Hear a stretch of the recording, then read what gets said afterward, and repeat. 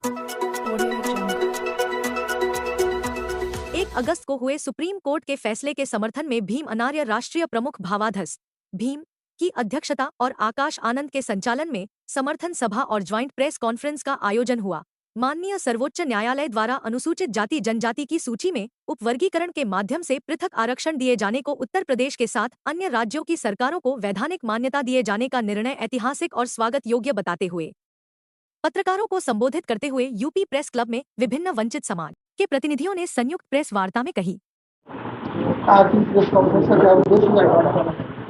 आज हमारे नेता आदरणीय भीम अनार्य जी और हमारे नेता दिनेश चंद्रा जी, सुभाष जी और हमारे नेता महेश काजू जी, अश्विनी भाई और अनिल दीवान जी, ये सब लोग हम विभिन्न संगठनों के हैं। लेकिन जो सबसे बड़ी समस्या आ गई है और सबसे बड़ी खुशी की बात भी ये है कि हमारी सरकारों ने नहीं मानी, लेकिन भारतीय जनता पार्टी की सरकार की पैरवी के कारण और हमारे जो समाज के वकील थे डॉक्टर ओपी शुक्ला की बदौलत और जिन लोगों ने बहुत से संगठनों ने ये संघर्ष किया, सड़कों पे संघर्ष किया और कोर्ट में संघर्ष किया, उसकी बदौलत सुप्रीम कोर्ट की 7 जजों की पीठ ने एक हमारे पक्ष में आरक्षण के मुद्दे पर जो आरक्षण का लाभ हमारे वंचित समाज को नहीं मिल पा रहा था, उसको लेकर जो फैसला दिया है कि कोटे में कोटा करके दिया है।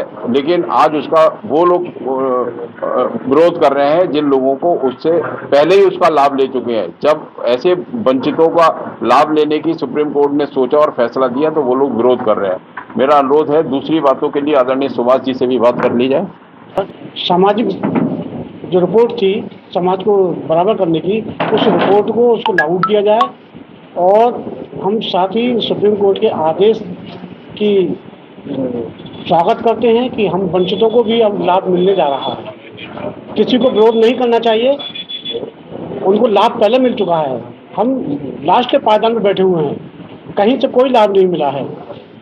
ऐसा भी नहीं है कि हमारे लोग पढ़े लिखे नहीं हैं, लेकिन उस पोजीशन तक नहीं पहुंच पाए हैं। क्या वजह रही है? सरकार और न्यायालय को लगा कि हाँ ये वंचित है, इनको मिलना चाहिए था लाभ। तो ओपी शुक्ला जी जो हमारे वकील साहब थे, जिन्होंने सुप्रीम कोर्ट में लड़ाई लड़ी और हम लोगों ने भी लाठियाँ खाई हैं। भावाधस प्रमुख जी ने 96 में हम लोगों ने दिल्ली में घेराव किया था संसद का, तो उसमें हम लोगों को लाठियाँ भी पड़ी थी। लेकिन उस समय भी आरक्षण का बहुत तेजी से हमने बिल्कुल बजाया था। उस समय नहीं हो पाया, लेकिन कोर्ट ने कर दिया। सभी को बधाई, और उत्तर प्रदेश सरकार और अन्य प्रदेशों की सरकार भी उसको जल्दी से लागू करें।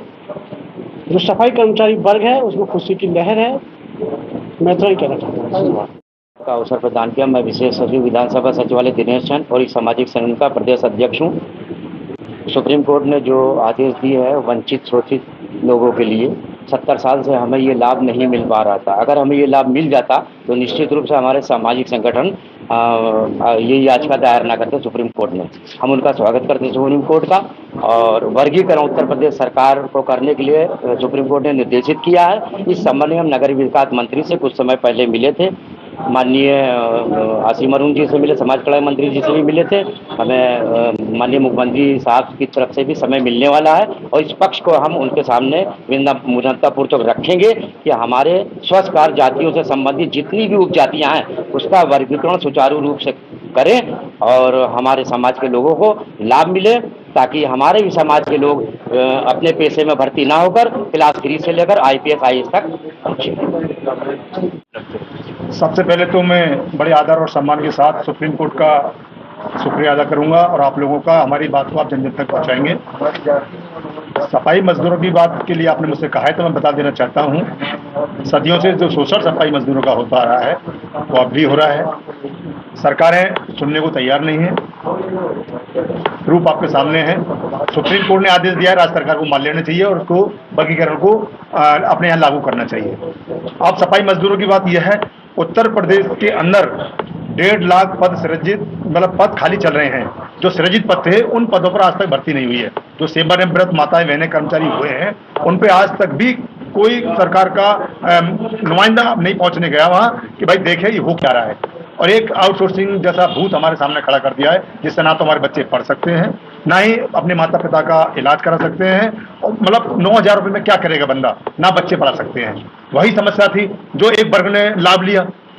बात आती थी पढ़ने की लिखने की, आज तो सब पढ़ रहे हैं। आज समाज में बहुत पढ़े लिखे लोग हैं, उनको भी आरक्षण का लाभ नहीं मिल पा रहा, जबकि सुप्रीम कोर्ट ने माना है, 7 सदस्यीय टीम ने ये माना है कि वाल्मीकि समाज को और जो नीचे से जो जिनको लाभ नहीं मिला है, चाहे वो हेला हो, डोम हो, तमाम जातियां हमारी 6 सुपर जातियां, उनको लाभ मिलना चाहिए और मिलना चाहिए। ये आप लोगों के माध्यम से आपसे भी आग्रह करूंगा, हमारी बात को ज्यादा से ज्यादा लोगों तक पहुंचाएं। और मैं अपने समाज को भी कहना चाहूंगा, समाज सर्वोपरि होता है। ये मौका आ गया है एक होने का, सब लोगों को इकट्ठा होना चाहिए, अपने दोस्ती दुश्मनी सब भुलाकर, दुश्मनी को बिल्कुल भुलाकर सबको एक मंच पे आना चाहिए। जितने लोग हैं, जिन पार्टियों में काम करते हैं, वो वाल्मीकि समाज के लोग हैं, होम समाज के लोग हैं, डोम समाज के लोग हैं, जो भी अति दलित हैं, सबको एक मंच पे आकर हमारे भाई साहब अनार जी का समर्थन करना चाहिए, भाई चंदन जी का समर्थन करना चाहिए और अपने समाज को बड़ी ताकत के साथ रखना चाहिए। और एक होने का ये ऐसा मौका दोबारा नहीं मिलेगा। अगर आप भी एक ना हुए तो बाबा साहब कहते थे कि अगर सोते रहे फिर आपको लाभ नहीं मिलेगा। धन्यवाद।